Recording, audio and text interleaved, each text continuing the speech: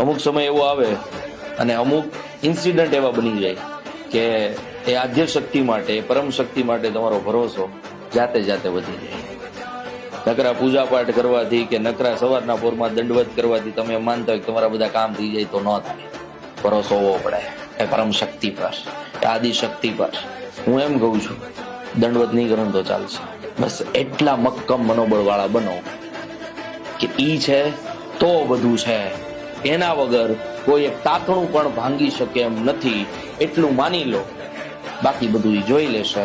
એની ઉપર ભરોસો રાખજો, ઈ તમારું બધું જ કામ કરી દેશે.